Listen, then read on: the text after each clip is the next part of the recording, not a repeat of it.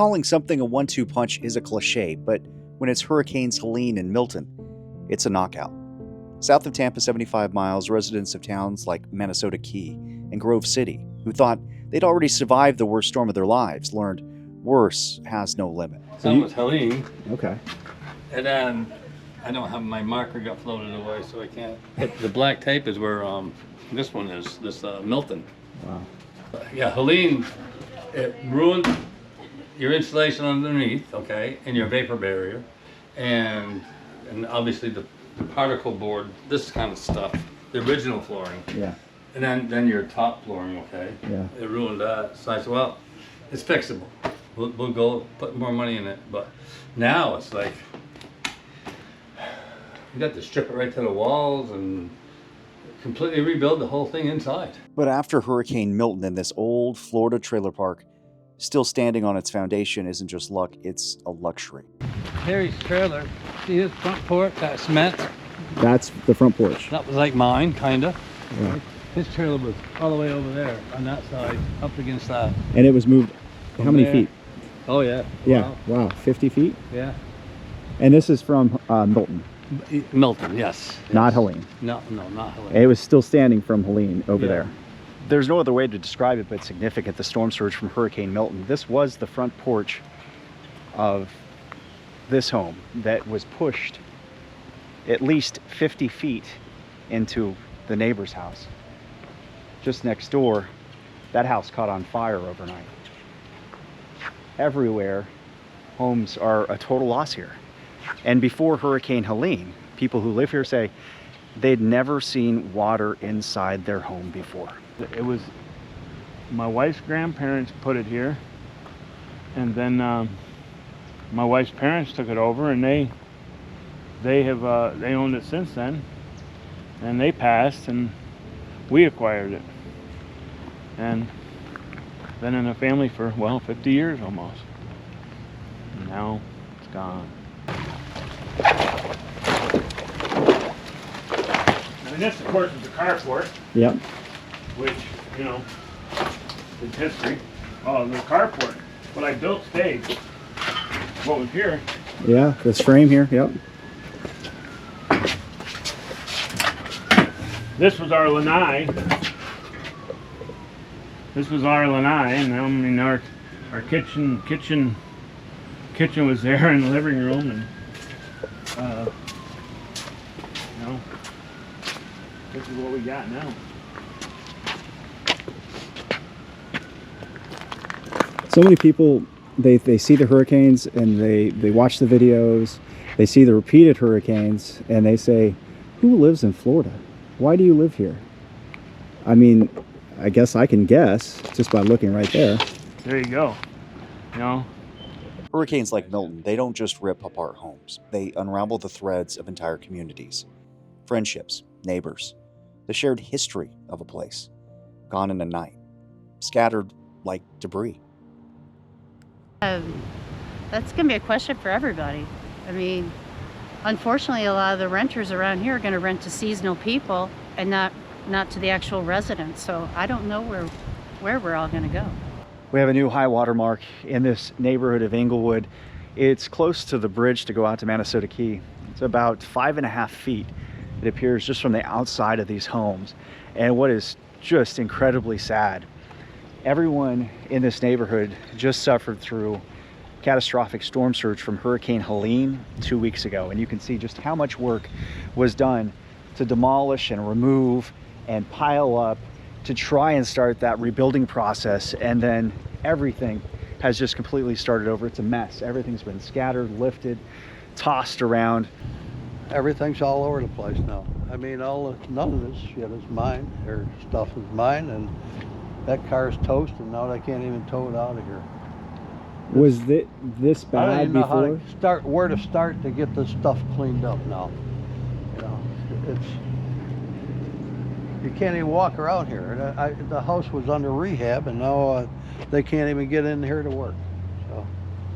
So everything you had worked so hard to do over the last week and a half, it's gone. Yes, and even worse, a lot worse. I mean, this stuff wasn't here. You can't even get to the job site now. How long have you lived here? 25 years. first time. The last one, Helene, was the first time it's ever been wet. And then this came along. I have no idea how high the water got last night. But see, all this stuff floated all over the place. It got pretty high. We have stuff in our yard. I don't even know where it belongs because it's people's debris from the last storm that just never got picked up. And that's obviously a frustration. No, I don't think it would have been this bad if they would have picked it all up.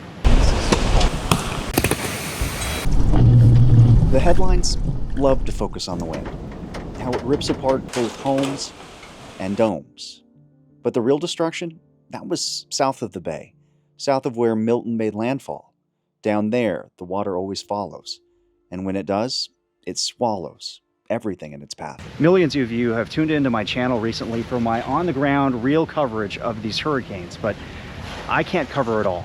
So it's why I'm partnering with a company called Ground News. Ground News is an app and a website that combines local and international news sources from around the world in one place, so you can easily compare coverage on breaking news and even stories the media isn't really widely covering. Let me show you how the site works using conspiracy theories and FEMA. More than 150 articles have published on it. Less than 10% are coming from right-leaning media, making really this a blind spot for readers. And look how different the headlines are between right-leaning Breitbart and left-leaning Louisiana Illuminator. Of course, I'm so appreciative that Ground News believes in the journalism that I'm producing and is supporting my mission, but I also believe in the value that they can bring to you. It can really help you be better informed by seeing all sides of any story, and you can access information outside of your echo chamber. So please go to groundnews.com/JPET, or you can scan this QR code. If you subscribe through my link so they know that I sent you, you can get 40% off unlimited access.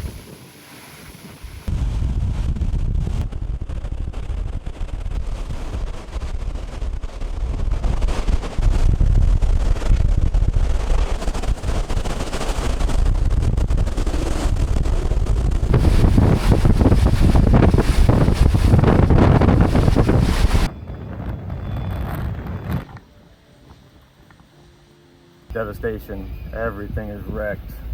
I mean, I've not seen this ever. I've been here a long, long time. It's going to be a difficult recovery for us here. There's houses in the road.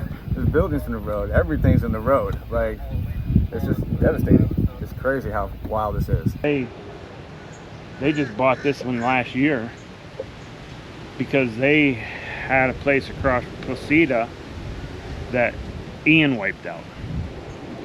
So they bought this. So Ian wiped out the other place. Ian wiped out their place across the street. This came up for sale because the lady had passed, who was here forever. She passed, and Bobby and Wendy bought it, and they've redid it. They've done a lot of work in it, Bobby has. But they've lost 2 homes to 2 hurricanes in 2 years. Yes. One thing is clear.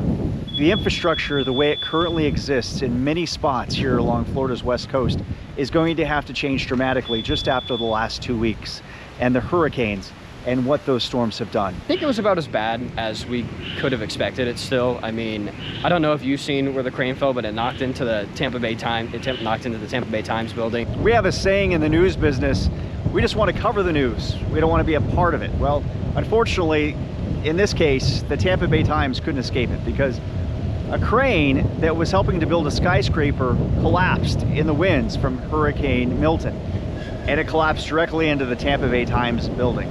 This is scary. I didn't even really think about the cranes at all till I saw we got notices on our phones, and my buddy ended up, he lives right by a different crane, like a couple of streets down, and ended up coming to stay with us, but this didn't even cross my mind, and wow. Yeah, I literally have a crane behind my house, and was very curious about the rating of the wind rating of that, and so luckily yesterday afternoon we got a notice on our door, but that was the biggest scare. I wasn't really worried because like the street's at like 40 something feet, my apartment in the second floor is at 50 something feet, but that crane was the only real fear. All right, we made it back over to downtown Tampa. I'm gonna go check in on Jay, Lieutenant Dan. He's moved his boat.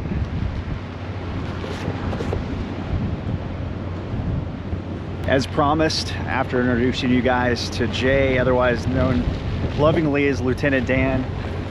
He stayed in his sailboat. He made it. He's likely, as he said the other day,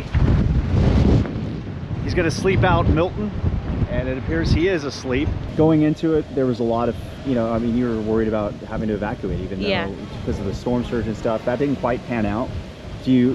Was this a hurricane that lived up to your expectations in terms of, like, you know what, this was crazy, or did it thankfully spare us? I think it thankfully spared us. I think a lot of us got very, very lucky. Yeah, I was ready for the worst, and the worst didn't happen, which I'm really grateful for. Mere miles, the difference in devastation. From Hurricane Milton.